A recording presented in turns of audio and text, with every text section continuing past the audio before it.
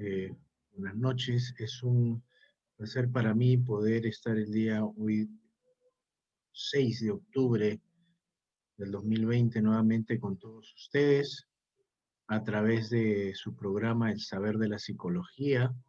Agradezco mucho su presencia y agradezco también a todos los que se conectan a través de las redes del Facebook que tenemos. Buenas noches, Andrea, Yasmín, Ernesto y todos los que nos están saludando.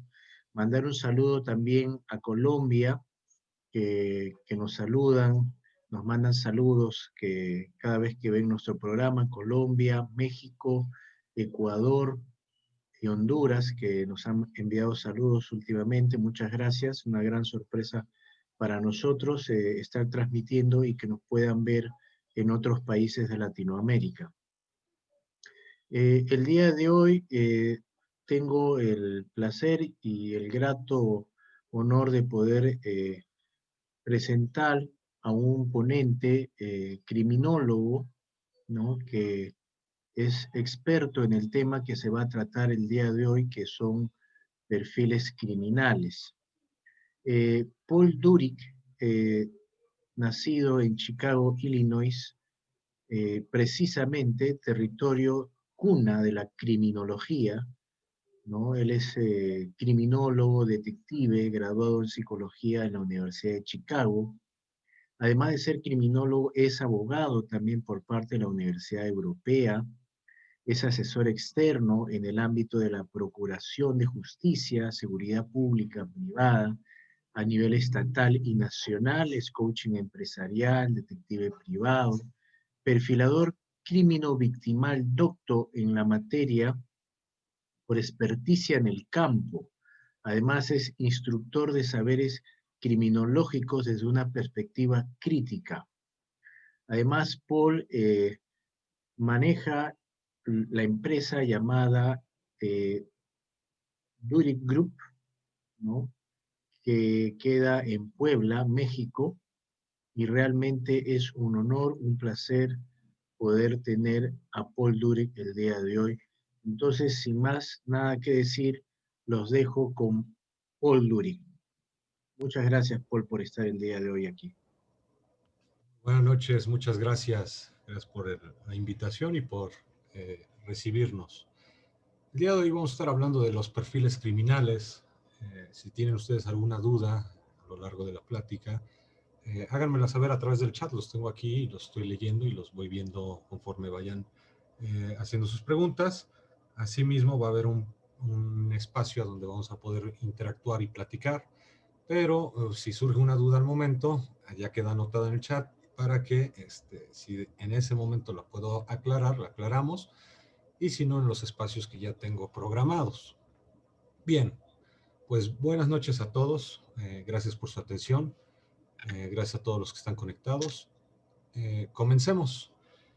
Cuando hablamos de perfiles criminales, viene a la mente lo que es ciertas series de televisión, películas y demás, a donde se analiza eh, la conducta del criminal. Para poder hablar de perfiles criminales debemos entender un poquito acerca de la criminología, y es lo que vamos a tocar en este punto de manera breve.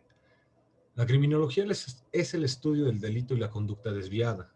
La criminología es un campo interdisciplinario en las ciencias sociales y del comportamiento, que se basa principalmente en la investigación de sociólogos, psicólogos, filósofos, psiquiatras, biólogos, antropólogos sociales y estudiosos del derecho, así como medicina forense, médicos y demás ciencias.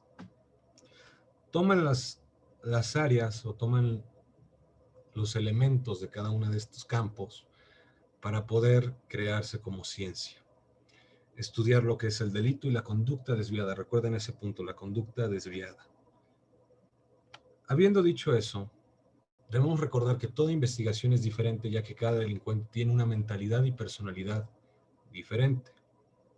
Es decir, que cuando yo tomo un caso, no puedo aplicar el mismo método o las mismas circunstancias que llevaron a un criminal anterior sobre de este. Un ejemplo muy burdo, muy fácil de entender, quiero hacer esto muy digerible, sin entrar en conceptos ni más, es, imagínense que hace 50, 60, 80, incluso hasta hace 100 años atrás, existió un homicida que a la hora de victimizar, le cortaba las orejas a sus víctimas y las clavaba en la pared. Muy bien, perfecto.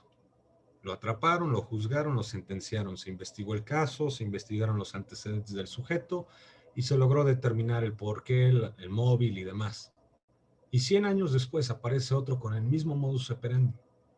Significa que los mismos impulsos, las mismas características, las mismas motivaciones, las mismas circunstancias que orillaron hace 100 años a un sujeto a cometer esos delitos, están orillando al sujeto de hoy.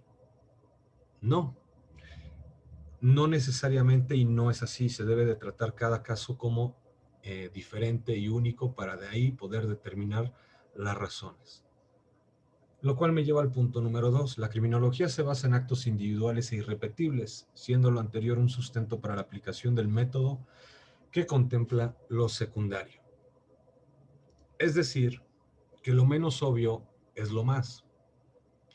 Lo oculto, lo que está detrás, ¿qué lo impulsó? Un ejemplo es, ustedes nunca se imaginarían que, que el hecho de que corten las orejas tenga algún significado más allá de pues, simplemente tenía ganas de cortar orejas. Pero para nosotros como criminólogos, como investigadores, ese tipo de conducta, ese tipo de acción nos lleva a determinar y saber qué puede estar relacionado ese tipo de acción a la personalidad del sujeto. Entonces, lo secundario se vuelve lo más importante. Y vamos a ver un poquito de eso un poco más adelante, donde les voy a dar ciertas tips, ciertas pistas, a donde hoy quiero que se lleven algo valioso para cuando vean las noticias, cuando vean un noticiero y empiecen a ver un caso, tengan una noción de. Pero vamos a hacer las siguientes preguntas. ¿Por qué lo hacen? ¿Por qué un criminal hace lo que hace? ¿Qué los hizo de esa manera? ¿Acaso es hereditario? ¿Es del lugar donde viven, las amistades o relaciones que tienen? La realidad es que estas preguntas siempre se han estado haciendo y siempre se van a seguir realizando. Nunca se van a poder contestar. Pueden ustedes venir de una familia muy bien posicionada, de un estatus económico elevado, tener todo sobre bandeja de plata, y aún así volverse un gran criminal. No existe un gen, llamémosle así, del mal. Eso que ven ustedes en Discovery Channel, en los documentales, a donde se habla del gen del mal, a donde se saca una métrica y se mide qué tan mal, qué tan grave o tanto nivel de maldad tiene un sujeto, eso no existe, no se puede, es totalmente subjetivo. ¿Por qué? Porque yo puedo ser una persona muy aprensiva y para mí algo muy pequeñito va a ser que yo considero una persona sumamente agresiva, violenta y nefasta, cuando otra persona puede tener gran tolerancia y, y minimizar la acción. Entonces realmente no hay una métrica, no hay manera de poder sacar una métrica y determinar que un sujeto tiene un nivel de maldad. Eso no existe.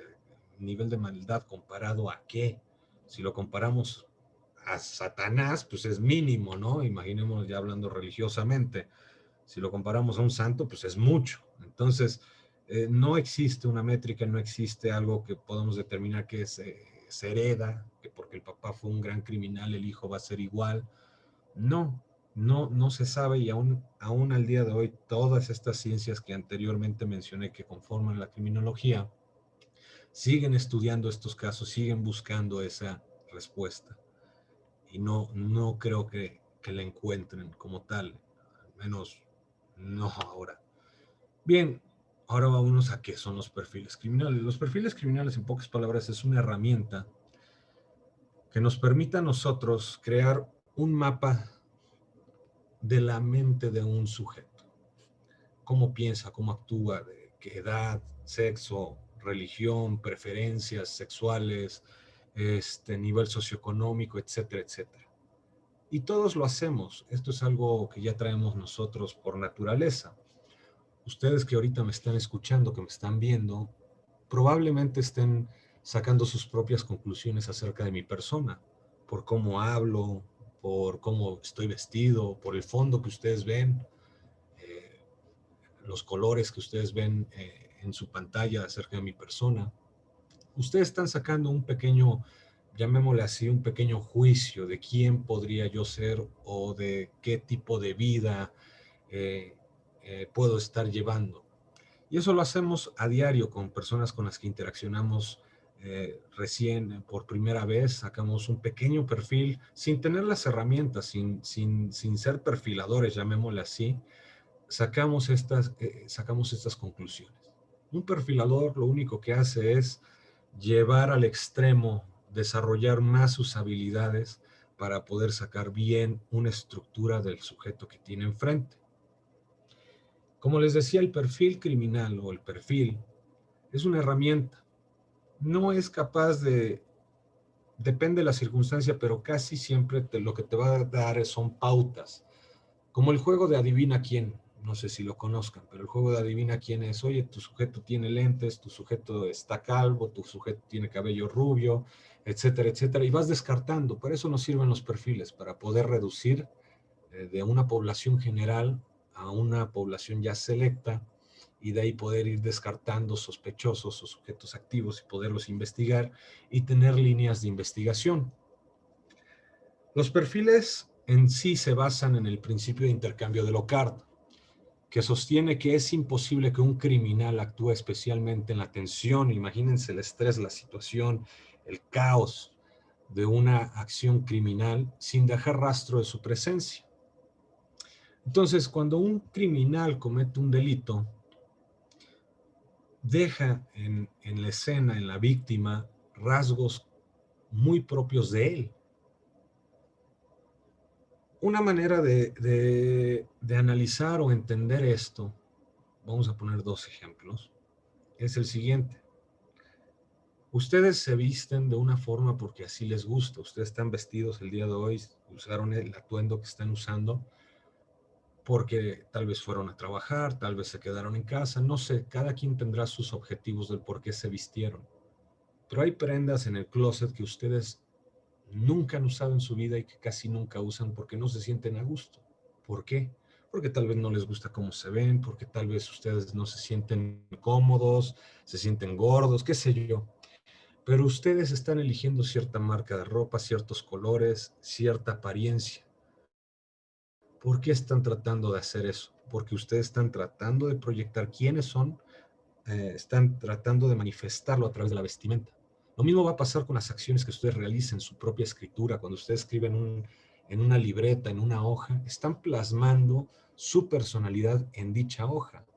Su escritura me va a decir mucho de ustedes, me puede decir incluso, pues, sin ser tan experto o siendo simplemente un buen observador, podremos determinar el nivel de educación de la persona por las faltas de ortografía, por cómo tiene acomodado la escritura, si tiene buena letra o fea letra. Ahí también podremos determinar si en algún momento ha practicado o no ha practicado, y nos va diciendo muchos aspectos.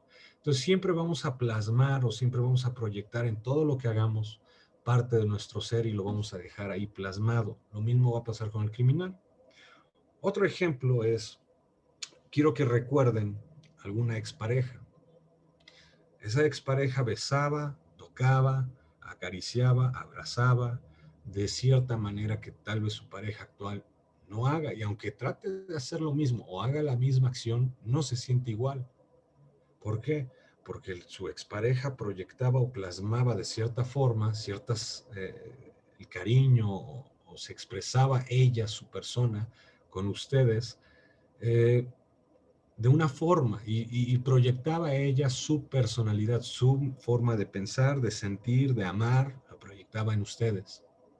Y ustedes lo podían percibir y sentir y saber qué era de ella, que se trataba de ella. Incluso esto pasa cuando estamos en casa, imaginemos, estamos en casa y podemos, entre dormidos y despiertos o cuando estamos acostados, podemos saber quién está caminando, quién pasó, quién está en la casa haciendo ciertas actividades sin necesidad de saber quién es, sin ir a corroborar, sabemos quién es. Y cuando escuchamos algo que está fuera de lugar, cuando nos levantamos a investigar. Entonces, todo quién somos nosotros se ve reflejado en todo lo que hacemos. Todo. Lo mismo con los criminales a la hora de que cometen un delito. Dejan ahí plasmado y el perfilador lo único que hace es detectar estos símbolos, estas pistas, si lo quieren ver así, y poder ir estructurando un perfil para determinar, ¿saben qué? El sujeto que hizo esto, cometió este delito, es un sujeto con estas características, fue un hombre o fue una mujer, tiene estas preferencias sexuales, este tono de piel, todo eso se va a ir leyendo en un perfil, o al menos un buen perfil, porque hay perfiles que de plano, en vez de ayudar, estropean y echan para atrás la línea de investigación. Espero que eso aclarara sus dudas o podremos entender qué es un perfil. Si ustedes tienen una duda, como les digo, por favor escríbanmela en el chat y se las voy contestando al momento o cuando la situación lo permita. Bien, ¿cuáles son los métodos de perfilación? Hay 3 tipos de perfiles: el método inductivo, el deductivo y el geográfico. El inductivo, o también conocido como perfil de agresores conocidos, es a donde se hace, llamémoslo así, una estadística. No necesariamente nos cubre el móvil, el motivo del por qué lo están haciendo, pero sí nos da ciertos rasgos a donde comúnmente cierta población criminal va a cometer ciertas acciones y nos van a llevar a creer que se trata de ya sea un ladrón, un homicida, un violador, etcétera, etcétera. En pocas palabras, se traza el perfil del delincuente a partir de características conductuales y demográficas compartidas por otros criminales estudiados en el pasado y que encajan con el mismo patrón de conducta del sujeto que se está persiguiendo.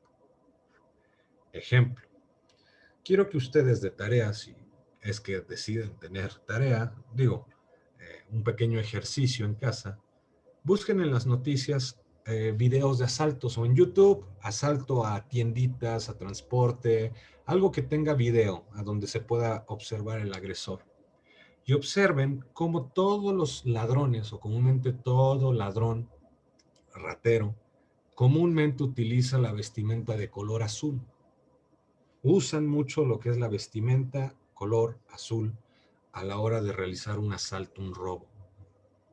Entonces, desde ahí ya nosotros ya tenemos estudiado a un criminal o a un grupo de criminales, una rama que serían los asaltos o los ladrones, y podemos ir sacando características comunes de cada uno de ellos, para poder así, cuando tenemos una situación de agresores desconocidos, poder determinar quién pudo haber estado detrás de ese acto. En el método deductivo o de agresores desconocidos es cuando no tenemos video, no tenemos imagen, no tenemos idea de quién pudo haber cometido el delito. No sabemos quién fue, se robaron las cámaras o simplemente dejaron el cuerpo, la escena del crimen, qué sé yo. No sabemos quién fue. Y a través de las características que quedan en la escena del crimen, nosotros vamos armando un perfil para determinar de qué se trata, quién fue, quién está detrás de esta acción, de este acto. Y el perfil geográfico trata de relacionar la ubicación de la escena del crimen con el lugar de la residencia del autor, basándose en la idea que los agresores actúan en el lugar y el momento que tienen para ellos un significado personal. Esto puede significar que ciertos lugares de la ciudad o del lugar a donde se habite pueden ser propensos a ciertos delitos. Y aparte de eso, pueden tener cierto significado para el agresor. Entonces, las locaciones se vuelven importantes para el sujeto que estamos persiguiendo y ahí es a donde él va a estar cometiendo dicho delito. Son los 3 perfiles que vamos a trabajar el día de hoy. Vamos a centrarnos en el método inductivo y el método deductivo. Vamos a estar viendo lo que son los perfiles de agresores conocidos y de agresores desconocidos para que ustedes tengan una pequeña diferencia y bueno, se vayan empapando un poco más en el tema. Bien, ¿cuáles son las aplicaciones del perfil criminal? Pues los perfiles en sí sirven para todo, desde una cuestión empresarial hasta una cuestión criminal. Nos ayudan a estar preparados y básicamente leer la situación las circunstancias en las que nos encontramos, así como a las personas que tenemos enfrente. Nos sirve para irlos leyendo, saber quién es, si podemos nosotros, llamémosle así, hacer una buena negociación, estrategias de negociación, de interrogatorio, de entrevista. Sirve incluso para, imagínense como psicólogos, el hecho de poder llegar y resumir su trabajo en cuestión de una hora, a la hora de aplicar una entrevista. Esto me pasó y esto es como un dato curioso, de la aplicación de perfiles. Nos llamaron para entrevistar a dos criminales, a dos sujetos que habían cometido un delito. Estaba la psicóloga y estaba su servidor. Básicamente la psicóloga y yo realizamos las mismas preguntas, la misma entrevista. Realmente no hubo variación en cuestión de la estructura de la entrevista que se planteó para poder identificar a estos sujetos, tener una idea de ellos. Y ella empezó, posteriormente a esto, a aplicar su batería de pruebas. Empezó a aplicar la batería de pruebas para poder sacar, obviamente, personalidad y todo lo demás que la batería. Entrevista inmediata es así, así. Tiene estas tendencias, tiene este comportamiento, viene de una familia así, así, así, con este tipo de creencia, con este nivel socioeconómico, y empiezo a plasmarle todo a mi superior de manera verbal, ante lo cual él me pidió que lo hiciera escrito. Hice mi reporte, no me tardé más de una hora en hacer mi reporte de los dos. La psicóloga se quedó 3 horas aplicando su batería de pruebas, 3 horas por cada uno, se tardó bastante. Sale de ahí y empieza a interpretar cada una de las pruebas, va, realiza su reporte, se tarda aproximadamente 3, 4 días en entregarlo, y cuando entrega su reporte era idéntico los resultados a lo que yo había dicho saliendo inmediatamente de la entrevista. Entonces, estas herramientas te sirven para poder tanto acortar tu trabajo. Imagínense poder sacar ya una conclusión sin necesidad de aplicar batería de pruebas. Sería maravilloso. Bien, pasemos a lo siguiente. ¿Qué es lo que se necesita para ser un buen investigador? Pues número uno, el contexto es clave. Muchos de ustedes sabrán qué significa el hecho de que yo crucé los brazos. Si yo cruzo los brazos, ustedes pueden decir es que el sujeto no quiere cooperar, ya no quiere dar la conferencia, ya no quiere dar esta plática, ya se cerró, ya no quiere participar. Pero la realidad es de que puede ser que tenga yo frío. Tengo frío y me quiero cubrir, o me siento incómodo, me siento triste, tal vez me siento enfermo. No lo sé, tal vez me duele el pecho y estoy buscando una manera de cubrirme. Clave, debemos entender a poder llegar de manera acertada a una conclusión. Nunca llegar a una conclusión con una sola pista, porque se van a equivocar siempre. Hacer a un lado los prejuicios, observar, escuchar y analizar. Las mujeres, por cierto, cabe destacar que son muy buenas para ser perfiladoras. Muy buenas, ellas dominan un poco mejor toda esta cuestión de observar, escuchar y analizar que nosotros los hombres. Entonces, ellas natural o de manera natural nos llevan una ventaja. Bien, vamos con el primer ejercicio para los que nos están viendo y participando esta noche. ¿Qué les dice esta escena del crimen acerca del sujeto responsable? Quiero que la observen, la analicen, la vean, la estudien un poco y a ver qué pueden ustedes determinar, qué es lo que pueden ustedes ver. Y ahorita de manera breve, no les voy a, no, de hecho no tengo el caso, pero de manera breve les voy a explicar qué cosas son las que vamos nosotros buscando o observando como perfiladores.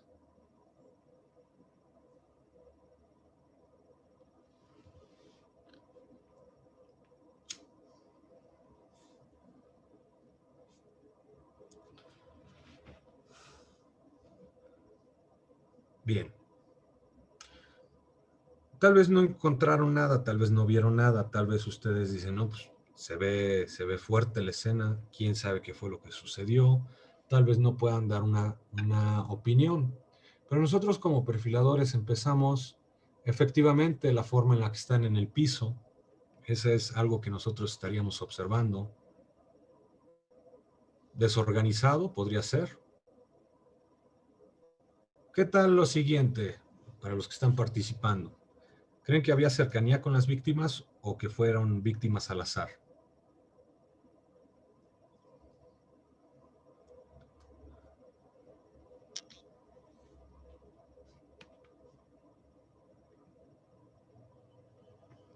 A sangre fría, sí. Cercanía. Ok. ¿Cómo fue que dedujo eso? La cercanía. Paul, disculpa que te interrumpa, en las redes sociales también están participando y ¿Sí? Julio menciona que para él son familiares o que hay, como dijo esta persona de acá del Zoom, que hay una cercanía, pero que podrían ser familiares, de repente hermanos, dice. Ok. De hecho, estoy leyendo que dicen la cercanía de los brazos, por la forma de los brazos. Efectivamente, como perfilador nosotros veríamos lo que es la proxemia. Dice, creo que no puede ser al azar debido a que no parece un acto planeado y se ve todo desorganizado.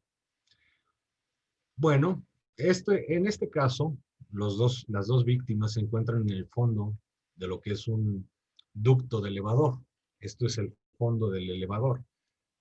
Ahí están, de hecho, si ustedes observan en las orillas, están las poleas que conducen el carro del elevador, están los amortiguadores que frenan el elevador en dado caso de que llegara al fondo, y podemos ver que quien haya cometido este crimen, pues en su momento se deshizo de los cuerpos arrojándolos al fondo, pudo haber abierto las puertas y arrojado los cuerpos al fondo de este ducto, donde está el elevador, para ocultarlos. Entonces, eh, muy desorganizado, no. Aquí ya sería algo semi especializado. Y efectivamente podemos determinar que las víctimas pudieron haber sido, conocían a su agresor por la cercanía a los brazos. Esto se llama proxemia y esto lo estudiamos dentro de los perfiles. Vamos estudiando la proxemia. También nos va diciendo, si supiéramos dónde están de manera certera las heridas, podríamos ya ir determinando más rasgos característicos del victimario. Pero a simple observación vamos viendo lo que es la proxemia, efectivamente cercano, no tan desorganizado. Sí podría haber sido un acto planeado, pero no en su totalidad, por eso se queda como semi-organizado, semi-profesional. Bien, excelente, excelente participación y muy certera las opiniones de los participantes. Antes que continúes, Paul, Jessica a través del Facebook menciona que para ella hay una cercanía por el impacto de bala y que está cerca a la 100 y la posición del cadáver también. Ok, bueno, aquí no podríamos, al menos ya si fuera un caso a donde lo estuviéramos trabajando, no podríamos llegar a esa conclusión aún, porque las lesiones en diferentes partes del cuerpo nos van diciendo algo acerca del agresor, tanto el móvil como la personalidad del sujeto. Eh, Hablando de lo menos obvio, es lo más. Sí, efectivamente, las lesiones nos darían la personalidad y el móvil. Supongamos que efectivamente fue una lesión en la cabeza la que acabó con la vida de este sujeto. Y vemos que tenemos un impacto del lado derecho de la víctima. Aquí lo que sería importante recalcar o determinar, para eso se apoya la criminología o los perfiladores de los criminalistas, de los médicos legistas, de los ministeriales, de la policía, es el médico forense, es, oye, ¿de qué o qué trayectoria siguió la lesión? Si fue de izquierda a derecha o de derecha a izquierda. Porque verán, y esto no lo he platicado antes para los que me están viendo por segunda ocasión, nosotros podemos determinar por la trayectoria de la lesión, si empezó siendo una agresión y concluyó en una violencia, o si fue un acto violento que concluyó en una agresión. Es decir, si es de izquierda a derecha, comúnmente las lesiones nacen de algo impulsivo y terminan en algo lógico.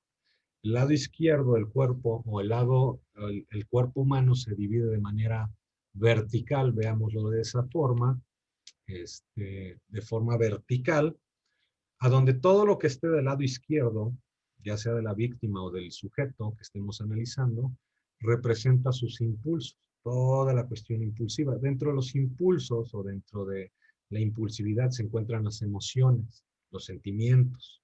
Y dentro de todo lo que venga del lado vertical, viéndolo de manera vertical hacia el lado derecho, es la manifestación de todo lo lógico, todo lo planeado, todo lo razonado. Es a donde está el pensamiento. ¿Sí me explico? Entonces, si nosotros supongamos en este caso, vamos a poner el ejemplo, que la lesión fuera de derecha a izquierda, podríamos determinar que esto ya fue algo premeditado. ¿Por qué? Porque la premeditación es algo lógico. Es algo que yo ya tengo previsto que voy a realizar y cómo lo voy a realizar. Entonces, sabríamos que la ejecución o la muerte de estas dos víctimas no fue casualidad, no fue que estuvieron en el lugar equivocado a la hora equivocada, sino determinaríamos que esto efectivamente ya es planeado. Ahora, por la lesión en la cabeza, podríamos determinar que porque es en el lado derecho, nosotros determinamos lesión del lado derecho de la cabeza, relacionado con cuestiones del pasado, entonces podríamos determinar que se trata de algún tipo de venganza. Cuando es del lado izquierdo es cuando se está previendo o quiero evitar que en un futuro, llamémoslo así, te estoy matando hoy para evitar lo que me vas a hacer mañana. Esto lo vemos con muchos de los asesinatos a candidatos presidenciales y demás. Aquí en México hubo uno muy famoso que fue el de Colosio. Si ustedes ponen ahorita el video en YouTube, porque lo van a poder encontrar sin censura y demás, podrán ver que el disparo ocurre del lado izquierdo. Al ocurrir del lado izquierdo y al ser esta lesión la que le quita la vida a Colosio, podemos determinar que Colosio fue asesinado para evitar una acción futura de su parte en contra de este grupo oculto, si quieren pensar en teorías conspiratorias y demás, evitar pensar, evitar las acciones que Colosio iba a hacer el día que fuera presidente. Entonces, a él lo matan antes de que se volviera presidente, lo matan en campaña, y esto fue un acto para prevenir las acciones que él iba a hacer el día de mañana. Esto también lo podemos ver como ejemplo, si estudian ustedes el caso de Ronald Reagan. Ronald Reagan le dispararon, un sujeto llegó y le disparó, ante lo cual Ronald Reagan fue impactado en un pulmón y fue impactado en el estómago, en el vientre. Podemos nosotros analizar, sin saber mucho del caso, que se trata de una cuestión pasional. A grandes rasgos, como les digo, no estamos estudiando el caso a profundidad. Aquí hay una expresión que dice a ojo de buen cubero, o en pocas palabras, vamos de lo general a lo particular. Entonces, estudiando el caso de manera general, Ronald Reagan le dispararon por una cuestión pasional. Y ustedes podrían decir, esa es la cosa más absurda, ¿cómo le van a disparar al presidente de los Estados Unidos por una cuestión pasional?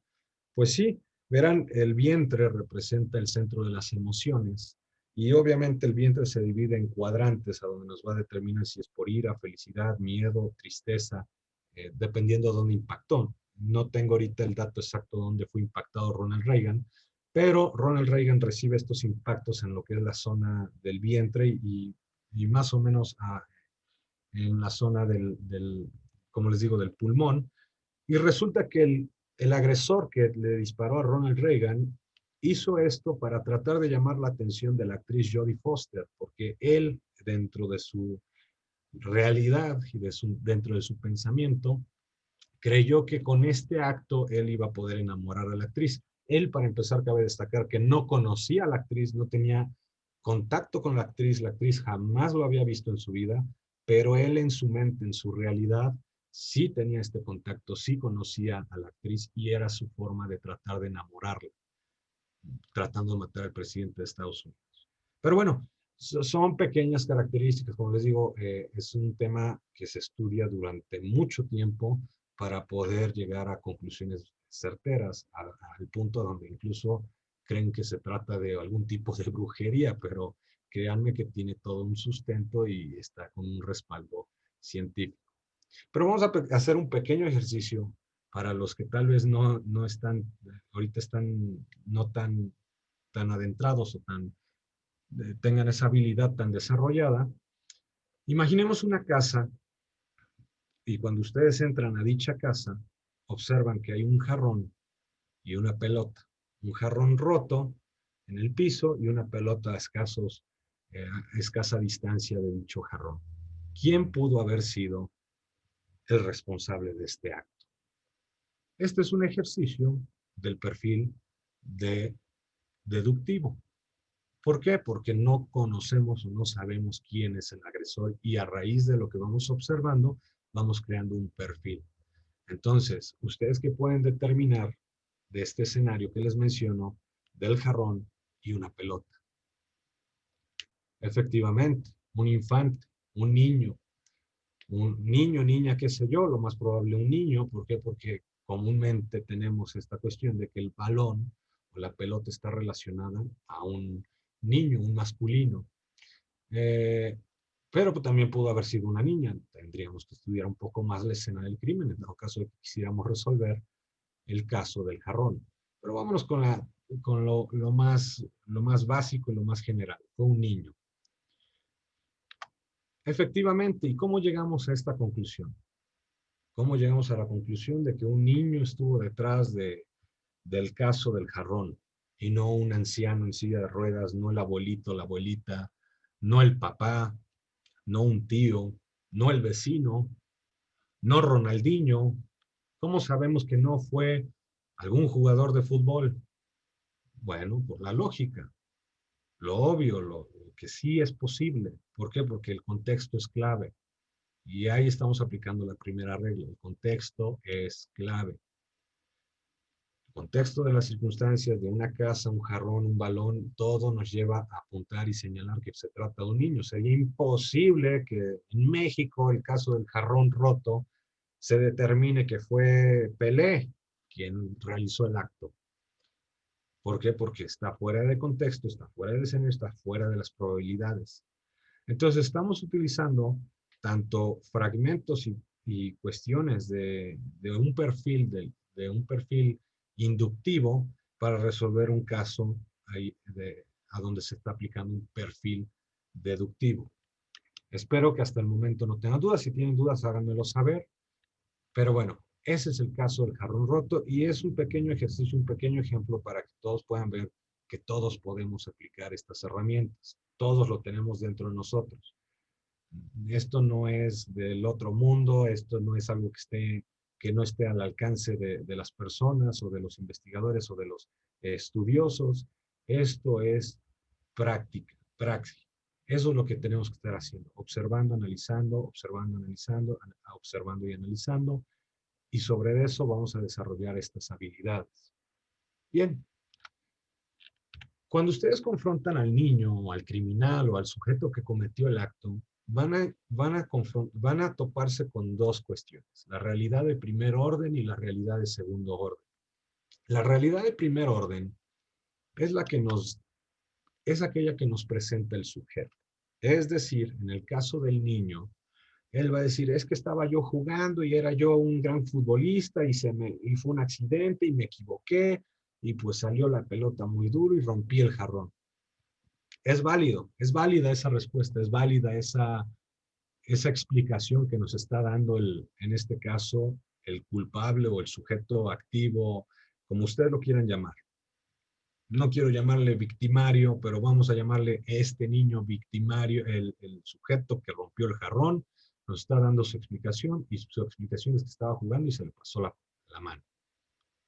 Ahora nosotros como profesionistas o como profesionales o como educados en la materia, vamos a determinar que este acto del jarrón, el caso del jarrón, fue ocasionado debido a la inexperticia del niño, debido a la falta de prudencia, debido a que el niño no es no está bien educado debido a que no tiene un buen control de sus impulsos, no mide el peligro, no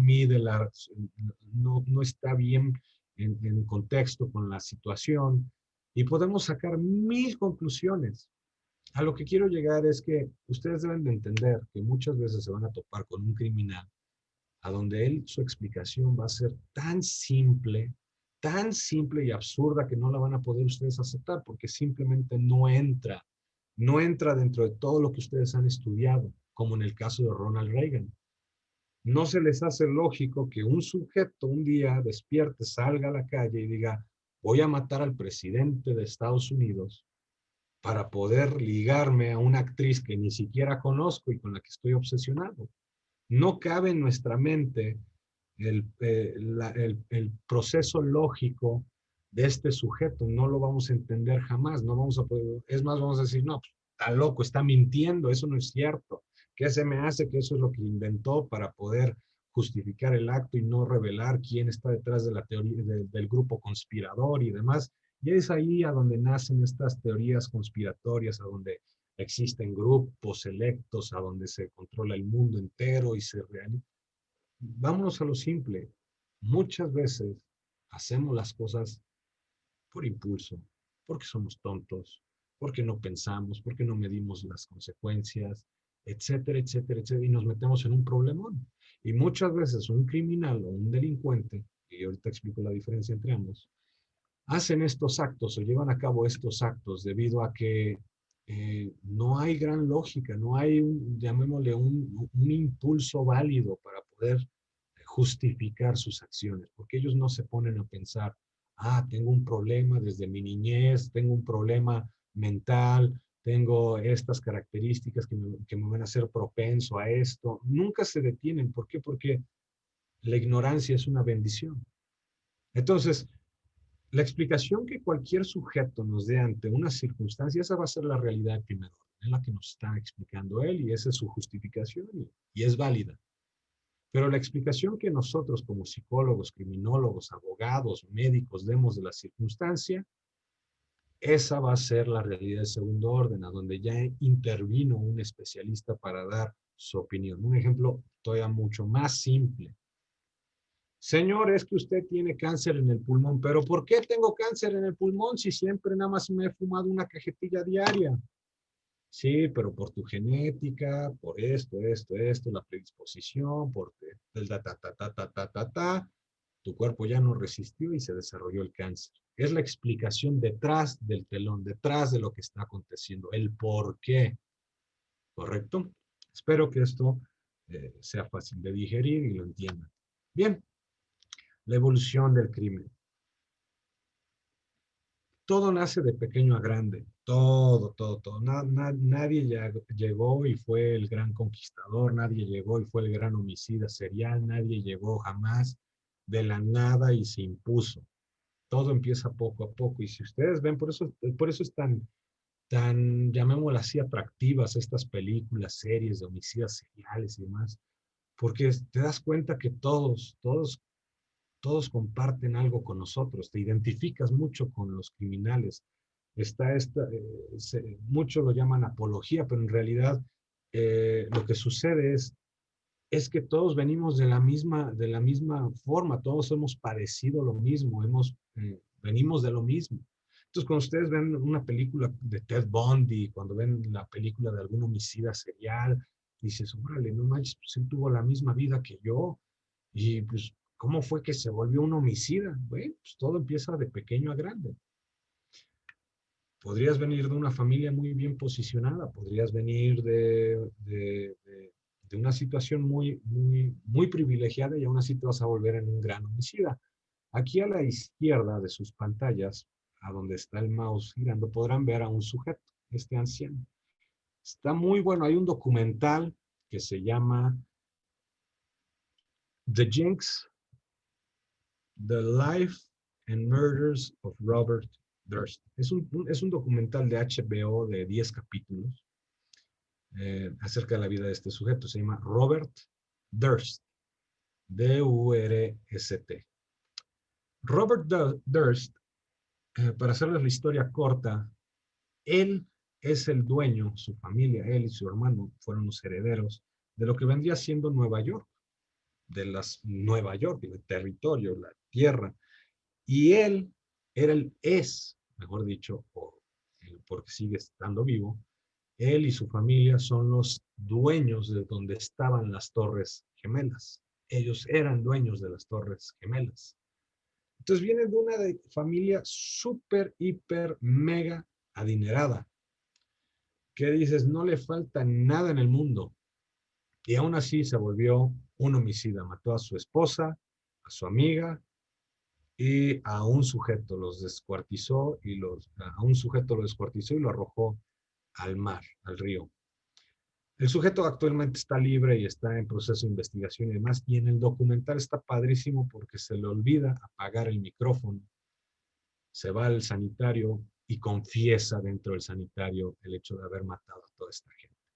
Lo cual fue impactante y fue una cuestión que todo el mundo se sorprendió. Pero quiero dejarles con ese caso porque plantea su vida y te das cuenta que aunque la jaula sea de oro, no deja de ser jaula. Y padeció lo que muchos de ustedes y yo y demás personas hemos vivido. Todos hemos vivido bullying, todos hemos sufrido algún abuso verbal, psicológico, físico, todos hemos sufrido por desamor, por falta de interés, a todos nos ha padecido y todos lo hemos vivido en algún momento. Y aquí entro en un tema que no viene en la presentación, que es la diferencia entre dificultad y problema. Una dificultad es algo que se resuelve con sentido común. Oye, deberías dejar de fumar, tan fácil que es dejar de fumar, es la cosa más fácil del mundo, yo lo he dejado tantas veces. Entonces, dejar de fumar, sentido común. Cuando a mí se me desarrolla un cáncer, ese ya va a ser un problema y requiere la intervención de un especialista. Entonces, dificultad es algo que se resuelve con sentido común, problema requiere la intervención de un especialista en el área, en el tema. Entonces, estos sujetos, cuando ustedes detienen a un criminal, a un delincuente, un homicida serial, qué sé yo, siempre va a justificar sus acciones, siempre va a presentar lo que es la realidad de primer orden. Y va a decir, es que porque a mí de niño me pegaron, es que a mí nunca me quisieron, a mí no me dieron el pecho, siempre me dieron la espalda, es que no hay nadie que me quiera, no hay nadie que me ame, a mí siempre me abusaron, siempre esto. Y te empieza a contar todas estas circunstancias que cuando lo escuchas y lo analizas, dices, pues yo he vivido lo mismo, he pasado por lo mismo que tú y no por eso me voy a volver un homicida. No hay lógica, no hay una lógica certera. Para ellos tiene lógica, pero ya cuando lo analizas y eres una persona con criterio, te das cuenta que no tiene sentido volverte de esa forma debido a lo que estos sujetos han vivido o por lo que la gente ha vivido. Entonces, porque a mí me hizo sufrir en algún momento una expareja, me rompió el corazón, voy a ser una persona muy mala y despiadada con las demás parejas que tenga. ¿Por qué? Porque una persona me hizo daño, me voy a desquitar con todas. No, eso es absurdo. Entonces, porque a mí mi mamá no me quiso de niño, yo con eso voy a agarrar y voy a hacer un problemón de mi vida en un futuro. No se puede, no es así. Todos hemos vivido lo mismo. Entonces, los criminales toman algo que está en el, llamémosle así, en este, en el aire, que es común, de índole común, y lo vuelven personal. Me tocó un caso donde a una conocida, mi papá falleció cuando ella era muy joven, y ella estaba pasando por lo mismo, falleció su papá. Y le dije, no tomes esto, sé que te duele esta situación, sé que esta situación es muy complicada, ya viví por lo mismo, ya pasé por esto, y traté de aconsejarle y traté de pues apoyarla, ¿no? En esa situación. Resulta que su contestación fue, sí, pero tú perdiste a tu papá cuando eras niño. Yo lo estoy perdiendo ahorita cuando tengo 20 años. Es muy diferente. Ahí fue cuando yo me di cuenta que no importara lo que yo hiciera, ella ya había tomado este incidente, el fallecimiento de su padre, y ya se lo había tragado, llamémoslo así, ya estaba siendo un problema de una situación común. Posteriormente en el funeral, están las dos hermanas llorando y una de ellas se calma, logra la compostura y le dice a mi conocida, tranquilízate, relájate, trata de descansar un poco. Esas fueron sus palabras. Ante lo que mi conocida agarra y le dice a su hermana, a su propia hermana, es que tú no sabes lo que se siente, tú no sabes lo que estoy viviendo, tú no lo quisiste como yo lo quise, tú no lo amaste como yo lo amé.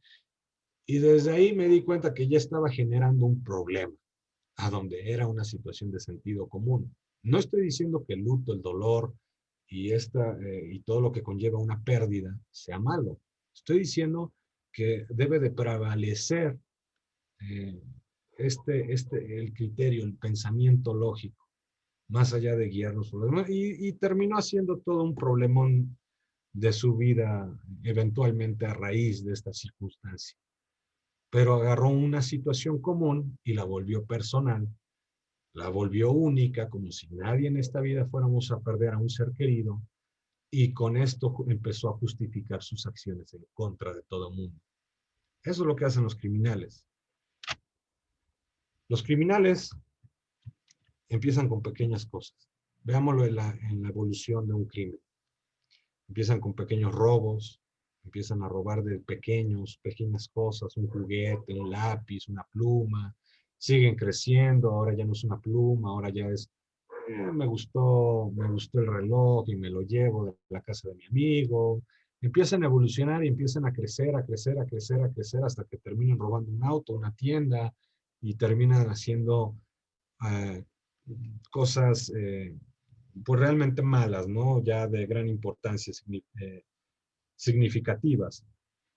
Es muy importante el detectar eh, comportamientos desviados a tiempo con quien sea, amigo, familiar, pareja, eh, hijo, padre, madre, porque si nosotros los permitimos y permitimos que sigan actuando y haciéndolo de esa forma, eventualmente va a crecer.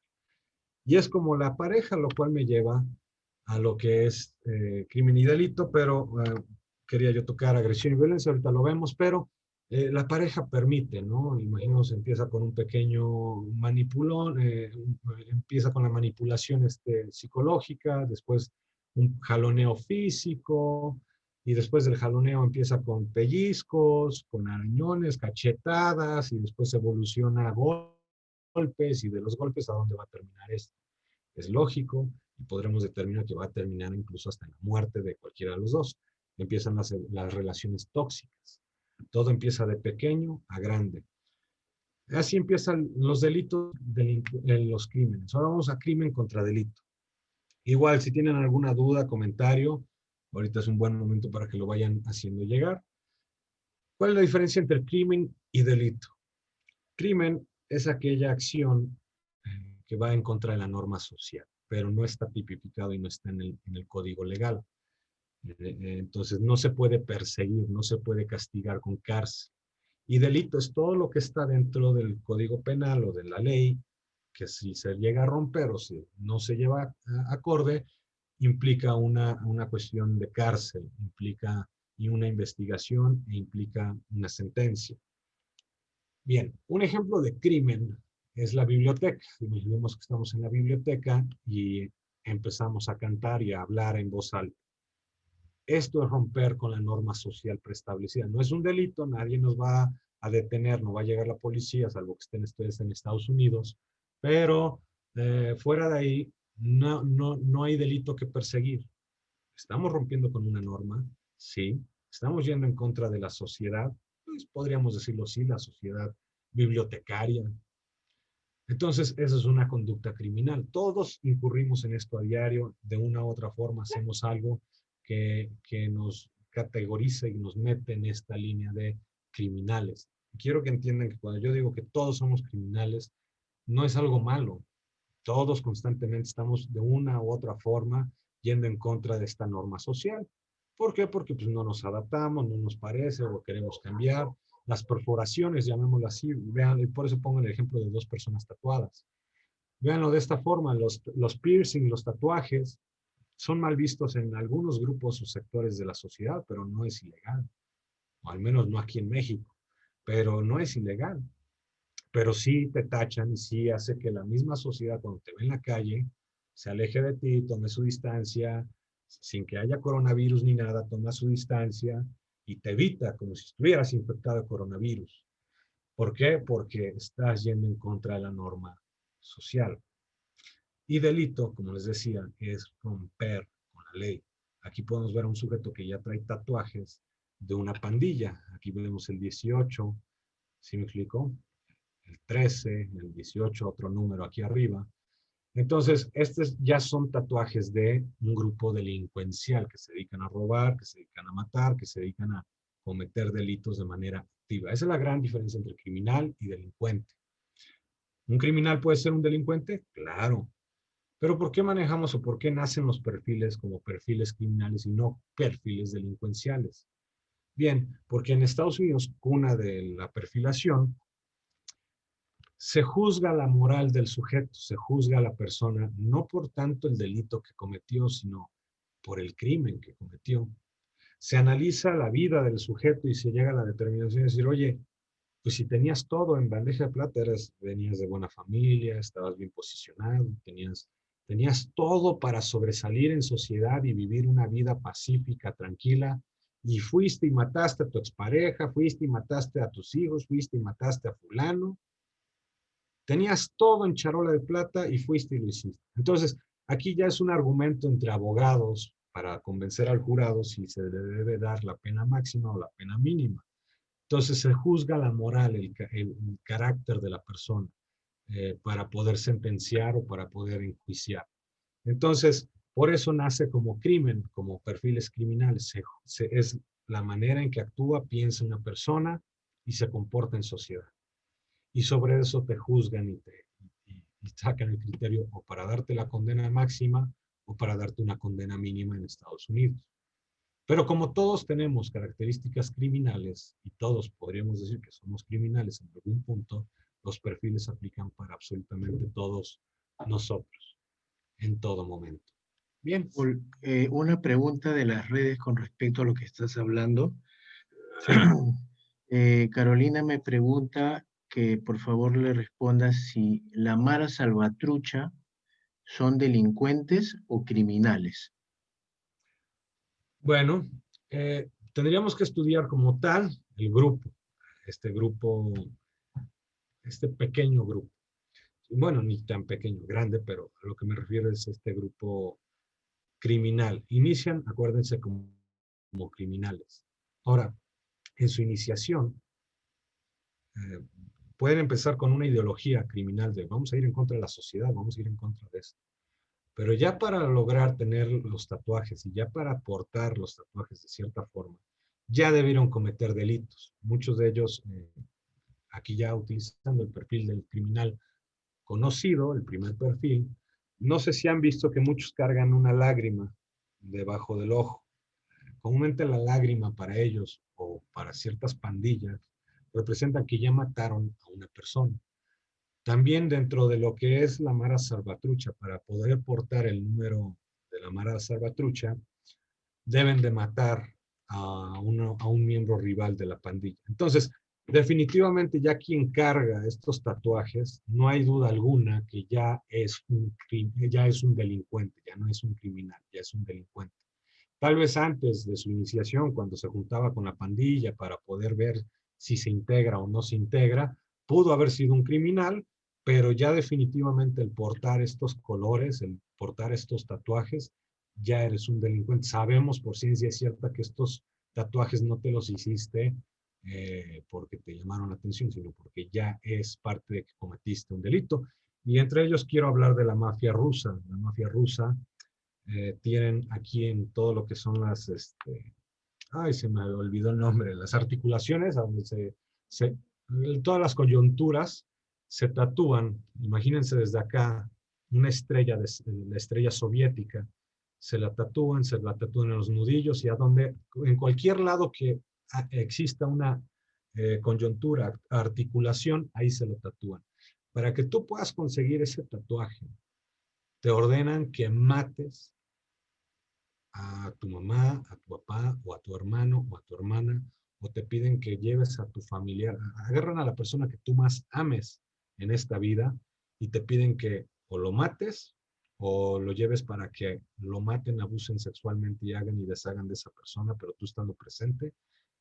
Entonces, una vez que esto ocurre, te ganas la posibilidad de hacerte estos tatuajes de las estrellas en los hombros, en todos los lugares a donde exista, como les digo, esta flexión, porque ese tatuaje significa que no te doblegas ante nada, nada. Igual, otra cuestión es que muchos rusos, integrantes de la mafia rusa, se tatúan la catedral rusa en el pecho. No sé si no han visto las famosas, estas cebollas le llaman. Entonces, imagínense lo siguiente, para que tú puedas tener derecho a tatuarte una cebolla, una de estas cúpulas, lo quieren ver así, de catedral, significa que un juez, ya te detuvo la policía, ya te investigaron y ya te condenó un juez a una cadena perpetua. Entonces, cuando tú ves a un sujeto ruso que se levanta la playera y trae una catedral con 5 torres y 5 cúpulas, te está diciendo que él ya estuvo en la cárcel y lo sentenciaron a 5 cadenas perpetuas. La pregunta aquí sería, ¿qué hace en libertad este sujeto? Entonces, regresando a la pregunta, sí, definitivamente ya la Mara Salvatrucha, los integrantes que ya portan esos tatuajes y demás, sí ya es un grupo delincuencial, ya no criminal. ¿Pueden dejar de ser parte de la pandilla? Sí, pueden volverse ciudadanos. Bueno, pues sí, hay muchos que huyen y dejan la pandilla y tratan de llevar una vida normal, pero en algún momento cometieron delitos, puede ser que no pagaron por ellos, pero sí son ya delincuentes. Bien, agresión contra violencia. Si existen dudas, adelante, yo con gusto las voy a contestar. Agresión contra violencia. Anteriormente les había dicho yo de la cuestión impulsiva, emocional y lo lógico. Lo mismo pasa con la agresión-violencia. La agresión no es otra cosa más que una reacción instantánea al momento de que ocurre algo. Imaginemos cuando te pegas en el dedo chiquito del pie en medio de la noche, te juro que se te han de salir todas las maldiciones y blasfemias y demás en contra de la vida en ese pequeño breve instante y después ya te tranquilizas. Es una reacción instantánea, llamémosle así, involuntaria, incontrolable ante una circunstancia. Puede ser un machucón, imaginemos que vamos en la calle y una persona me pisa de manera descuidada, no se fijó y me pisa y me duele, y le, hijo de tu tal por cual, fíjate, imbécil. Y ya después reaccionas y resulta ser que era tu jefe. Ay, jefe, perdón, no me di cuenta que se trataba de usted. Entonces, la agresión es siempre un impulso que posteriormente pasa al lado lógico. Entonces, la agresión es 100% un impulso. No se controla, no se analiza, no se premedita, no es algo que podamos prever, es una reacción. Y la violencia es algo 100% lógico. Premeditación, alevosía, ventaja y traición. Acuérdense de eso, premeditación, alevosía, ventaja y traición. Entonces es algo muy planeado, ya es algo que se analizó, que se pensó, que ya se estuvo dando de vueltas en la cabeza, ya estuve ahí viendo cómo lo voy a hacer. Lo cual me lleva a lo siguiente. Si han escuchado, y creo que en toda Latinoamérica, pero todo el mundo ha escuchado esto, violencia familiar, violencia de pareja, violencia en el noviazgo. ¿Por qué se llama violencia? ¿No sería agresión? Yo no despierto y veo, hoy cómo voy a molestar o cómo voy a fregarle la vida a mi pareja, cómo voy a ir con mi novia y le voy a, ahora que la vea la voy a golpear, le voy a decir y le voy a, ta. ¿O acaso ustedes lo hacen de esa forma? ¿Analizan, piensan y van y lo hacen?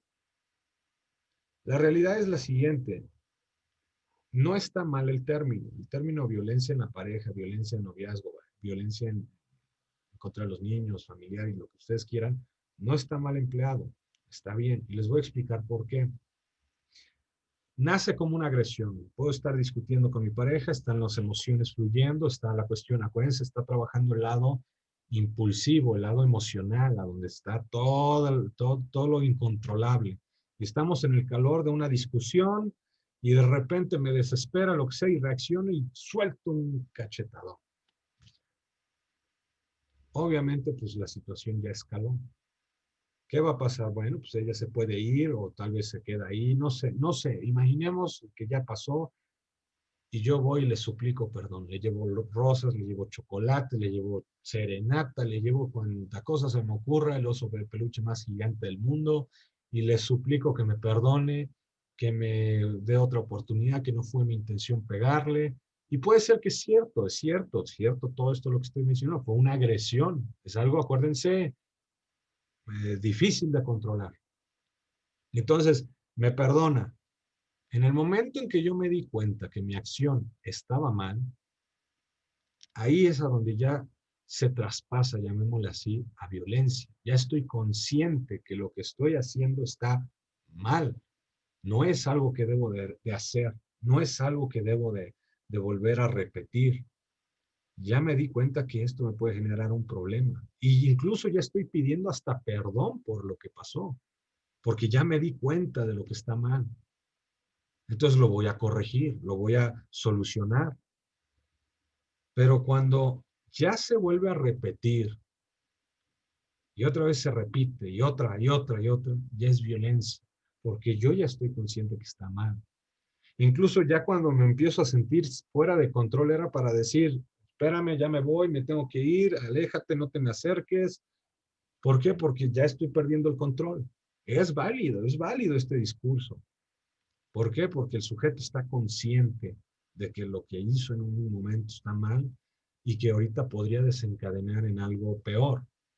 Entonces, si se desencadena y el sujeto lo permite o permite que esto siga, ya es violencia. Y se repite el patrón. Otra vez le pega, ahora le pegó peor, ahora le trajo 2 osos en vez de uno, y les trajo 3 chocolates en vez de uno, y le pide perdón y perdón, y se sigue repitiendo la misma historia. Yo ya de manera premeditada, analizada, porque sé que está mal, estoy permitiendo que vuelva a ocurrir. E incluso ya hasta tengo la ventaja. ¿Por qué? Porque sé que mañana me va a perdonar, que si yo ya le solté un cachetadón hoy, ya mañana se va a poner a llorar, va a ir a llorar con sus amigas, lo que sea, yo me voy a ir a tomar un rato, qué sé yo, y mañana nos vemos y otra vez nos amamos y empieza de nuevo. Fíjense. Entonces, está bien dicho violencia, pero es muy importante saber la diferencia para no confundir y para no usarse a la ligera.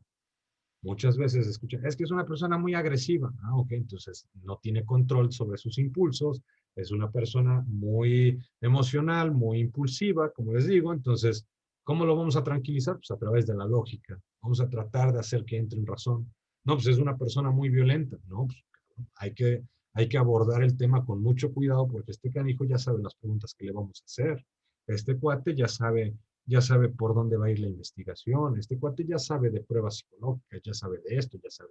Este cuate ya se preparó para lo que viene, por algo ya hizo esta acción o cometió esta acción que lleva a que yo intervenga. Entonces, eso es algo que tenemos que tener en cuenta, la diferencia entre agresión y violencia, y no se debe tomar a la ligera. ¿Cómo podemos determinar que una persona tiene tendencias agresivas o violentas? Fácil, saber si está consciente de. Por eso muchas veces vamos a ver en programas de investigación, en programas a donde como que le repiten a la persona muchas veces lo que sucedió. No se lo están repitiendo para ver, ¿cómo les diré? Para decirle lo que ya sabe, sino para poder ir viendo si la persona está consciente o no está consciente, si fue una cuestión agresiva, de un impulso o si fue violencia, cómo son sus respuestas. Ya sobre eso vas determinando si esto ya fue premeditado o fue algo del impulso. Entonces, ténganlo en mente para cuando vean un programa pueden ir, es una persona violenta. Otro ejemplo muy simple, miren, el cigarrillo. Estoy consciente de que el cigarro mata. ¿Ustedes qué dicen? ¿Creen que sí? ¿Creen que no?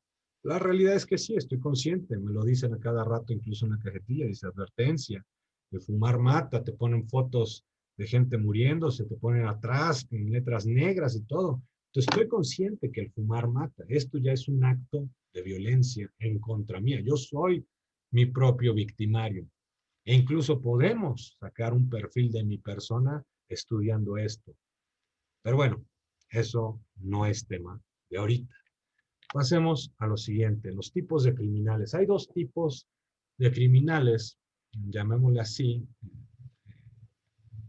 Imagínense que aquí en medio de esta categoría hay una pequeña línea gris o una línea gris. Pero bueno, el criminal común es una persona oportunista, no comprometido, individualista, no entrenado y enfocado al escape. Es decir, el criminal común y corriente, digo criminal cuando ya son delincuentes, llamémosle delincuente común, tiene estas características. Aquí estamos empleando qué perfil. Pues el perfil de criminales conocidos, donde ya se hizo una estadística, ya se hizo un estudio, ya se entrevistó a delincuentes detenidos, a sujetos detenidos y ya se investigó por qué hacen lo que hacen y demás. Yo puedo fumar como millones de personas en el mundo fuman, pero los motivos que me llevan a fumar pueden ser muy diferentes a todos los demás. Pero la conducta o el acto sigue siendo el mismo. Entonces, podemos determinar que el delincuente común es oportunista. Ibas en una calle, no había luz, no había gente, estaba descuidada, se acercó y te asaltó. No es comprometido. Esto significa que ya sacó para su adicción, ya sacó para lo que necesitaba y se fue y se escondió y ya no salió de ahí.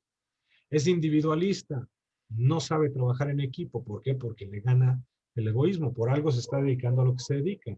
Siempre tiene que haber un ganón. Entonces, eh, es individualista en el caso de que si atrapas a uno de ellos, el otro se va a ir y va a escapar, lo cual me lleva a que no es entrenado, lo cual lo vuelve un poco peligroso. En cuestión de que no saben cómo portar el arma, no saben cómo usarla y le pueden ganar los nervios y se le puede escapar un tiro, se le puede escapar llamémoslo así, una estocada, una puñalada. Pero si las cosas, si frustramos el robo, si el robo se ve frustrado, si el delito se ve frustrado, lo primero que él va a querer hacer es huir, no quedarse a enfrentar las consecuencias.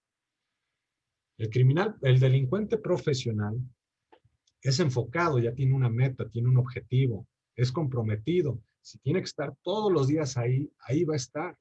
Trabaja en equipo, sabe utilizar a las personas perfectamente para qué. Entonces, si ustedes vieron la película La Gran Estafa con George Clooney, Brad Pitt y demás actores, Matt Damon, podrán ver que se tratan de delincuentes profesionales. Cada uno tiene un rol que hacer, trabajan en equipo, son disciplinados, comprometidos con su trabajo, porque ya lo ven como un trabajo, una profesión. Y si las cosas no salen como ellos tienen planeado, van a enfocarse a atacar, no a escapar, no a huir, a atacar. Y es ahí a donde muchas veces en las películas se equivocan porque te presentan estos supercriminales, estos superdelincuentes profesionales, y cuando las cosas van mal, te lo ponen como si se regresan a su casa, se ponen a meditar y analizan, cuando en realidad lo que hacen estos sujetos es atacar. Me estás arruinando un plan de un año y medio, 2 años, no tienes idea de cuánto tiempo, trabajo ya le tengo invertido a esto. ¿Y me vas a frustrar? No, siempre van a atacar, siempre van a desquitar todo ese tiempo que le invirtieron al proyecto para poder, ahí lo van a desquitar. Entonces, ¿cuándo nos vamos a topar con un criminal, mejor dicho, un delincuente profesional? Bueno, pues nada más muchas veces en la política, cuando vemos la silla presidencial y su gabinete, pues allá andan esos canijos, allá andan haciendo lo suyo, cuando las cosas no salen como lo planean, mandan matar a un buen de gente, se andan matando a diestra y siniestra. ¿Cuándo vamos a toparnos con un delincuente común? Puede ser hoy mismo, puede ser mañana, son comunes, se dan en los árboles estos canijos. Bien, pero esa es la gran diferencia. Y muchas veces aquí va a haber una línea gris. ¿A qué me refiero con la línea gris? Que el delincuente común podría evolucionar y empezar una carrera, si lo quieren ver así, como una carrera delincuencial, y va a tratar de ser profesional. Es ahí a donde decimos semi especializado. Tiene conocimientos básicos o empíricos o especializados en tal tema. Y es ahí a donde ya va a empezar a brincar. ¿Por qué? Porque acuérdense que empiezan de pequeño a grande. Tal vez ahorita me gustó robar 1,000 pesos. Ya voy a estar pensando ahora cómo le voy a hacer para robarme 10,000 o 100,000. Y ya que me robe 100,000, ¿cómo le voy a hacer para 1,000,000? Entonces ya está evolucionando su pensamiento, su manera de actuar, e incluso se va a ir preparando para lo que viene, lo cual me lleva a lo básico. Según el sapo, la pedrada. Es ilógico pensar que a una persona que nunca se metió con nadie, que nunca tuvo nexos con la delincuencia, que siempre fue una persona respetable, que siempre fue una persona honrada, honesta, que trató de siempre llevar una vida pacífica, aparezca acribillado a tiros y lo ejecuten al estilo narcotráfico y lo dejen ahí tirado. Es ilógico. ¿Por qué? Porque para empezar estamos hablando, en el ejemplo del narcotráfico, estamos hablando de delincuentes profesionales, saben lo que están haciendo, ya están organizados, cumplen con todas las características que anteriormente mencioné y se equivocaron de víctima, se equivocaron de persona. No funciona de esa forma. Son muy precisos en lo que hacen. Tal vez la persona no tenía nada que ver con el narco, sí, pero la muerte de esta persona va a ayudar a que la organización delincuencial logre un cierto objetivo. Y me gustaría tocar el caso o el ejemplo de Pablo Escobar. Si se acuerdan, para los, no sé qué población de edad tengan, los que están viéndome, escuchándome, o los que siguen prestando atención, pero Pablo Escobar en algún momento de su vida se sintió ya presionado por el gobierno de que lo iban a extraditar y demás, que mandó estallar edificios y voló un avión, no de pilotearlo, sino lo hizo estallar. Y todo esto era para evitar que lo extraditaran, si no me equivoco, y negociar con el gobierno colombiano. Acuérdense que cuando los planes de un delincuente profesional no van como él esperaba, va a atacar. Entonces, cuando ustedes ven un incremento de muertes, atentados, ataques, no es que el gobierno no esté haciendo en sí algo, no esté haciendo bien su estrategia, sino que ya esta comunidad de delincuentes profesionales está reaccionando ante los hechos de que le están frustrando constantemente sus planes y sus inversiones. ¿Por qué? Porque el criminal profesional siempre está enfocado al ataque. Entonces, es imposible que un sujeto con una navaja entre a un banco y se lleve 40 millones de dólares. Es imposible. No se puede. Según el sapo, la pedrada. Entonces, cuando ustedes vean un caso a donde dices, oye, ¿qué pasó? No, pues es de que llegó y me asaltaron, se bajaron de la camioneta 5 sujetos y me encañonaron y me quitaron el celular y la cartera. Lo más probable es de que esté mintiendo esa víctima. Probablemente no sea como lo dijo. ¿Por qué? Porque no es lógico que un grupo criminal, delincuencial profesional se arriesgue para tan poco y viceversa. Bien, voy a poner unos ejemplos para los que están viendo, unos videos a donde se representa lo que es un criminal común. No sé cómo esté su conexión, pero al final del video les comento brevemente qué fue lo que pasó. Observemos.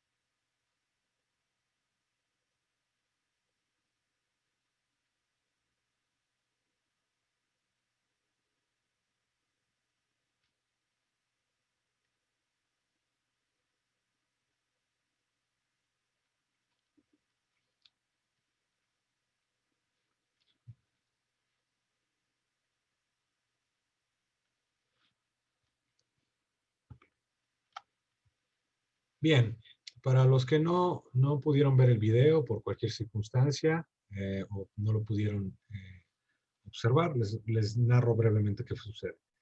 Iban a subir dos sujetos al camión. El primero observa, ve la oportunidad de cometer un delito que era robarle la bolsa a una señora que iba al frente del camión y trata de arrebatárselo, pero fracasa, no lo logra, falla, ante lo cual él reacciona como si fuera broma y hasta sonríe de, está jugando una broma.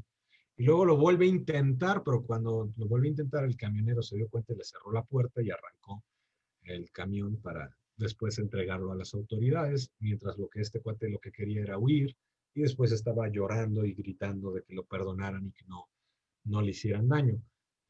Les pido por favor a los que me están viendo, escuchando, si me pueden confirmar si sí se escuchó el audio del video, porque creo que no se escuchó el audio.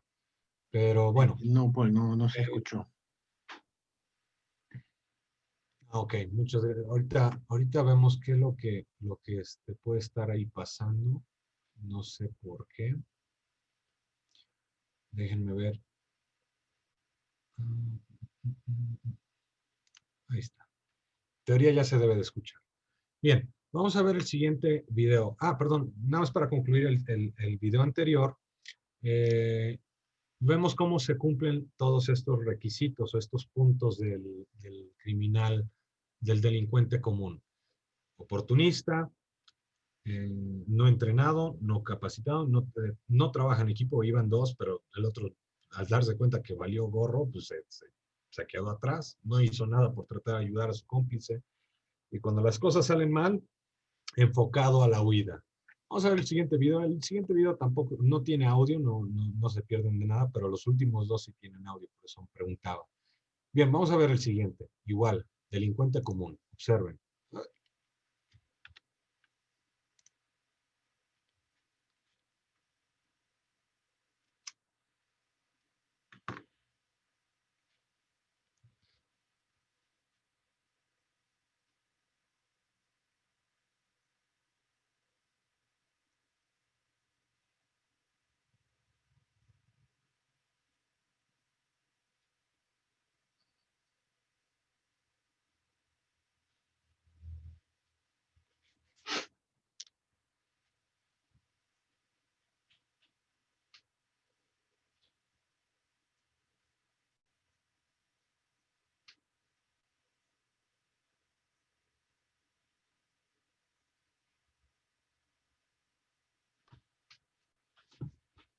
Bien, ¿qué podemos observar? Bueno, número uno, dos sujetos se acercan a asaltar a una señora que estaba en la esquina esperando su transporte. Saca un arma de fuego y la empieza a amenazar con dicha arma de fuego a la señora, ante lo cual ella empieza a resistirse, no mide el peligro, yo creo, no sé, le ganan los impulsos, el miedo, no sé. Y ella eh, se resiste al asalto.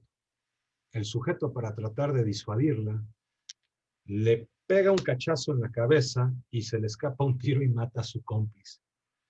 Ante lo cual, al ver que mató a su cómplice y que se frustró el robo, ¿qué hace? Huye. Pero justo después de huir, vemos que se acerca otro sujeto a tratar de ayudar a la señora. Señora, ¿cómo está usted? ¿Qué le pasó? Y le roba el bolso.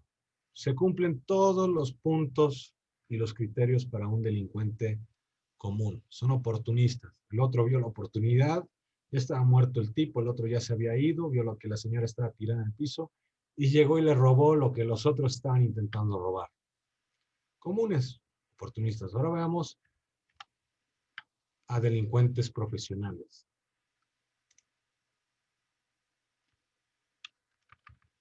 Amarilla. Faltaban 5 minutos para las 4 de la tarde del pasado viernes en la ciudad de Puebla. A esa hora, entró a la Secretaría de 17 minutos. Otra cámara de seguridad volvió a captar al sujeto de amarillo con sus cómplices. Fíjese en el tamaño de maleta que cargaba. Es la misma que traía bajo el brazo cuando entró al edificio, pero 3 horas más tarde, ya llena con gran parte de los 37 millones de pesos que robaron, minutos después de que entrara una camioneta de traslado de valores a la dependencia. Otro de sus cómplices carga una bolsa de plástico también con dinero. Los ladrones bajan al estacionamiento donde ya los esperaban.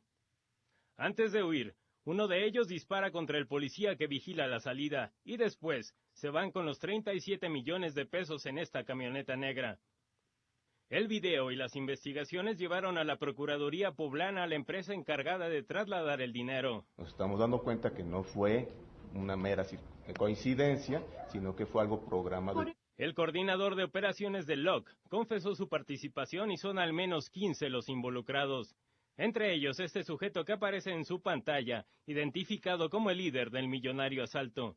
Con información de Miriam Pomposo, Fuerza Informativa Azteca. Bien, podemos ver cómo estos delincuentes profesionales llevan a cabo un robo muy bien planeado, muy bien estructurado. Y cuando alguien se trató de interponer en su camino para que ellos lograran su objetivo, ¿qué pasó? Abrieron fuego y huyeron con el dinero. Al punto a donde no se atrapó a todos los involucrados. Pero podemos ver ya la estructura y la organización ya de un grupo delincuencial profesional. Vemos otro ejemplo de delincuente profesional. Usaron dinamita y francotiradores para robarse, escuche bien, 40 millones de dólares. En Paraguay ya lo llaman el robo del siglo, ya que al menos 50 delincuentes estuvieron involucrados en este hecho ocurrido en Ciudad del Este, en la tensa triple frontera.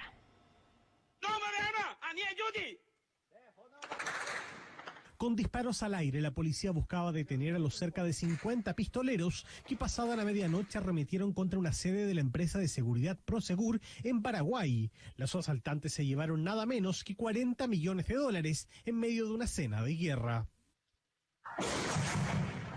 Dinamitaron el edificio para acceder a la bóveda que habría estado su capacidad total. Prendieron fuego varios autos para evitar el acceso de la policía, mientras una decena de francotiradores cubrían el operativo delictual, según cuentan algunos vecinos.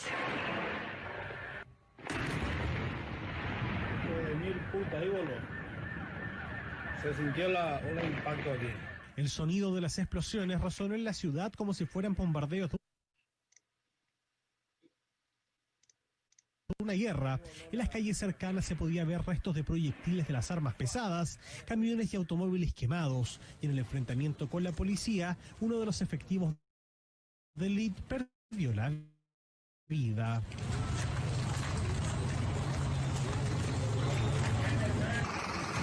Todo esto ocurrió en la localidad paraguaya de Ciudad del Este, ubicada a muy pocos kilómetros de las cataratas del Iguazú, en la conflictiva triple frontera que además integran Argentina y Brasil. Desde este último país se cree que venía esta banda de al menos 50 delincuentes, los que pertenecerían, según la policía paraguaya, al poderoso grupo delictual brasileño conocido como Primer Comando de la capital. Durante esta tarde, 3 de sus miembros fueron abatidos y recuperados varios millones de dólares del botín. A raíz de este caso que conmocionó a Paraguay, la policía brasileña reforzó la vigilancia y patrullaje en la tensa frontera, mientras que un fuerte operativo de la policía de élite local sigue en curso tras el llamado robo del siglo, en una noche de terror para los habitantes de Ciudad del Este. Bien, podemos ver cómo otro grupo de delincuentes profesionales, cómo se organizaron y prepararon para robar esa cantidad de dinero, dinamitaron el edificio, se llevaron el dinero y aparte de eso crearon barricadas para poder protegerse de la policía y huir. Ya lo tenían sumamente bien planeado. ¿Cuánto creen que se tardaron? ¿Creen que lo hicieron en 5 minutos? No, esto es algo que ya estudiaron, que le dedicaron tiempo, incluso hasta dinero. Mal habido, bien habido, qué sé yo, pero ya le dedicaron recursos para poder llevar a cabo. Entonces, básicamente esto es una introducción pero muy básica a lo que son los perfiles criminales y el alcance que tiene de lo que hacemos.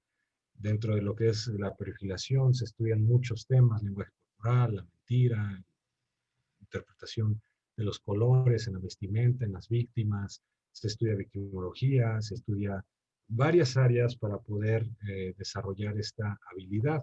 En este momento, pues ya son las conclusiones. Si tienen dudas, quieren participar, creo que ahorita sería un buen momento tanto para abrir micrófonos o si no, a través del chat, me hagan saber sus dudas y poder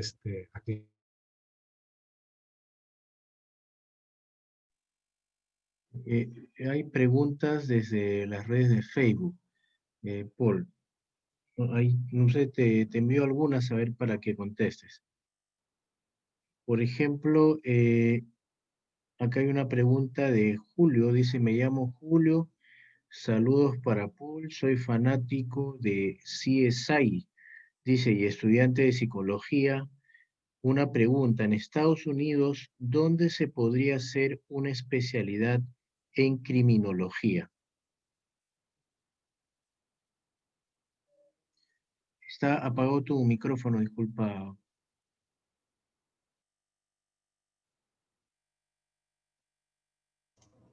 ¿Ya me escuchas? Sí, Ya. ahora sí. Perdón, en Estados Unidos básicamente todas las universidades manejan lo que es criminología e incluso ya lo manejan como criminal justice, a donde ya es una mezcla de la cuestión legal con la cuestión de la criminología. Pero básicamente cualquier universidad de Estados Unidos manejan esta área. Básicamente aquí en México ya cualquier universidad o todas las universidades básicamente ya también tienen esta área.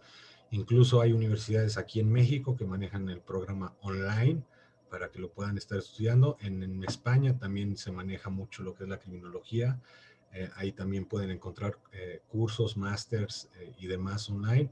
Y también, por lo que tengo entendido, ahorita en Perú también ya se están abriendo cursos, capacitaciones y demás. Y entre ellos, no es por echarle flores al organizador, pero al grupo que ahorita me invitó y demás, también tienen ya esa apertura para empezar a dar esos cursos y esas especialidades. Entonces, es muy fácil, nada más es buscar, googlear y literal inscribirse, no es del otro mundo. Jessica pregunta, un claro ejemplo sobre delincuentes profesionales sería la serie española La Casa de Papel. Sí, es muy fantasiosa, francamente está muy lejos de la realidad. Hacen ahí ya una mezcolanza de cosas, pero en esencia sí serían criminales profesionales, delincuentes profesionales. No se estructura de esa forma o no se lleva a cabo como tal ese tipo de robo, pero sí, en esencia sí son delincuentes profesionales. Muy fuera de la realidad, muy fantasiosa, pero sí, en esencia. Después Jorge pregunta, ¿el asesino payaso John Wayne Gacy fue psicópata o sociópata? Ok, bueno, ahí habría que tocar otro tema, tal vez para otro martes, si me invitan, acerca de la diferencia entre psicópata, sociópata, y después entrar a las categorías que existen para homicidas seriales. Entonces, es un tema muy amplio, pero en pocas palabras podríamos decir que era un sociópata. Un sociópata porque un psicópata, pues, ¿cómo les diré? Miren, un psicópata no distingue lo que es, en pocas palabras, no distingue, no tiene moral, no existe. Entonces, para él él no sabe lo que está bien, lo que está mal, no puede expresar emociones, sentimientos, los tiene que fingir todo el tiempo, y va adaptándose de otras personas. Sus necesidades no las puede controlar. Entonces es una persona que en algún momento, si tiene una necesidad, simplemente lo hace, no lo puede controlar. Entonces tiene que ser muy precavido para poder llevar a cabo sus necesidades, y se vuelve muy metódico. Y el sociópata, llamémoslo así, en pocas palabras, como les digo, es tema para otro martes y demás, pero el sociópata en pocas palabras simplemente tiene que justificar las razones, el fin justifica los medios. Yo podría decir, es que yo nunca sería capaz de matar ni a una mosca ni nada, pero bajo las circunstancias adecuadas y correctas, sí lo haría. Imaginemos que ahorita un sujeto entra y agreda a mi mamá o a la persona que más amo en esta vida y le empieza a hacer daño y yo soy testigo de esto y obviamente no me voy a quedar de brazos cruzados. Entonces le voy a hacer hasta más o peor de lo que él llegará a hacer. Entonces, el fin justifica los medios. Y es allá donde nuevamente caemos en esta cuestión de decir, ya lo ve como una cuestión de que porque a mí me hicieron yo lo voy a hacer o porque es mi deber hacerlo, y ya ahí empezamos a entrar a otras ramificaciones como los homicidas seriales. Pero eso es un tema muy amplio para otra ocasión si gustan, o si es que en algún momento hacemos lo que es el curso ya como tal, para los que nos están viendo y los que se interesen de perfiles, eso es algo que estaríamos abordando ya de tema lleno para poder ir trabajando dentro del curso. Y una última pregunta también de las redes. ¿Cuál es tu opinión sobre el asesino de John Lennon, Mark Chapman? No me lo van a creer, pero ese caso no me interesó, no lo estudié, no lo analicé, no nada, porque nunca me cayó bien John Lennon. Entonces, desconozco el móvil, desconozco las razones, desconozco el por qué, jamás, pero fue porque no me gusta John Lennon. Pero lamento no poder contestar esa pregunta. Acá tenemos una pregunta. ¿Es posible que un criminal profesional haga pasar un asesinato o crimen como si fuera de un criminal común, o siempre hay señales de que indican que sí es un delincuente profesional? Siempre hay factores. Hay una regla que dice que ningún delincuente va a poder ir más allá de sus capacidades. Entonces, yo por más que trate de falsificar o ocultar o hacer pasar un delito como, como algo inexperto, siempre voy a dejar rasgos de que en realidad hay una planificación superior y hay alguien detrás especializado. Siempre, siempre, siempre. Son características muy, ¿cómo les diré? Muy sutiles, pero ahí están y siempre se detectan. Un ejemplo muy burdo sería como traten de escribir como un niño de 5 años o como un niño que apenas está aprendiendo a escribir. Y aún así los van a cachar. Quien sabe de escritura va a decir, esto lo hizo usted, no lo hizo un niño. Así como un niño, cuando quiere hacer pasar una carta al maestro por parte de la mamá, y pues obviamente la maestra se da cuenta que la escribió el niño. Siempre va a haber características que tú no te puedes superar, no puedes ir más allá de tus capacidades, así como es muy difícil escalonar hacia abajo porque te gana el conocimiento que ya tienes. Te gana, al final te termina dominando lo que ya aprendiste. Espero eso haya contestado su pregunta de Andrea. ¿Alguna otra duda? Quien quiera participar, comentar, con gusto. Bueno, esto no es una pregunta, bueno, igual un comentario sobre lo que acabas de decir hace un momento. ¿Sí? Roberto menciona que, bueno, si en caso estaríamos haciendo algún curso o diplomado, que por favor le hagamos llegar, porque tiene la necesidad de poder llevar algún tipo de este curso que no ha encontrado mucho por aquí, ¿no? Con gusto, ahora sí que es cuestión de que si me invitan, yo llego. Yo por mí no hay problema, yo voy donde me inviten, con gusto. O de manera virtual, ¿no? Hasta que se pueda. No, de hecho, es a lo que me refería. O sea, si me invitan de nuevo a que dé una plática, la doy. Si quieren que nos quedamos acá hablando hasta la 1 de la mañana, nos quedamos. Digo, me la van a mentar, pero yo soy muy a la disposición de lo que me digan. Ok. Bueno, gracias. Paul, no sé si hay alguna pregunta más en el chat del Zoom de las personas que están interactuando con nosotros. Parece que no. Ok. Bueno,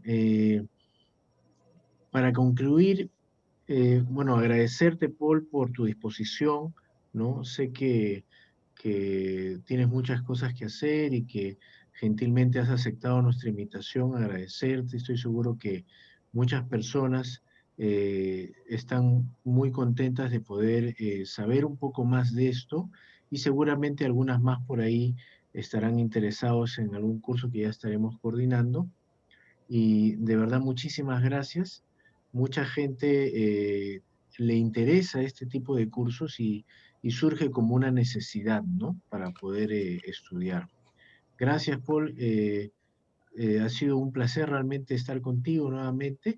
A los que quieran hacer también comentarios o tener algún tipo de constancia de esta charla, o hacer comentarios también que tengan que ver con lo que hemos hablado el día de hoy. Hemos pasado una lista, ahí pueden hacer sus comentarios, pueden hacer sus pedidos de algún tema que quisieran de repente que Paul podría dar en algún momento y ya nos pondríamos de acuerdo, ¿no? Muchísimas gracias, Paul. Siempre, bueno, bienvenido. Gracias, gracias. Quiero agradecer el tiempo, la plataforma, de todos los que estuvieron al pendiente, que nos estuvieron escuchando. Gracias. Como les digo, la idea es dejarles pequeñas herramientas, pequeños tips, llamémoslo así, muy fáciles de digerir, muy sencillos, para que, cuando vean las noticias, cuando estén en casa, puedan ustedes pues tener una pequeña noción adicional, ¿no? A mí me gusta que sea digerible, que no abarcar tanto lo teórico, porque hoy lo teórico cansa, aburre, pero qué bueno que pudieron participar y estuvieron atentos, regalándonos de su tiempo. Con gusto, yo trabajo de la mano con Ricardo, lo que se le ofrezca, estoy a la orden del grupo y demás. Si quieren informes, si quieren que se organice algo, por favor, véanlo directamente con él. Yo ahí les dejo mis datos de contacto para los que tengan alguna duda adicional o si quieran tal vez preguntar algo que ahorita no se les ocurrió, pero en algún momento se les llega a ocurrir, con gusto les contesto y les hago llegar pues la respuesta. Muy agradecido con la atención de todos, les agradezco. Ya básicamente aguantamos 2 horas platicando, se fue de volada el tiempo, entonces gracias por su tiempo, gracias Ricardo, y pues estoy a la orden y a lo que dicten ustedes. Sí, gracias, Paul. Bueno, Yasmín, hay varios que están pidiendo taller sobre asesinos seriales, ya estaremos conversando entonces en algún momento, Claro. ¿no? Para conversar con Paul y ya le estaremos avisando. Gracias, Paul. Ha sido realmente una ponencia excelente, siempre muy interesante. Es un hasta pronto, estoy seguro, estaremos ya conversando. Gracias a todos también por su participación, por esa interacción que ha habido constantemente, no solamente en el Zoom, sino en las redes, ¿no? Que también nos están acompañando. Gracias, Paul. Hasta Gracias a pronto. todos. Muy buenas noches. Gracias. Gracias por sus comentarios.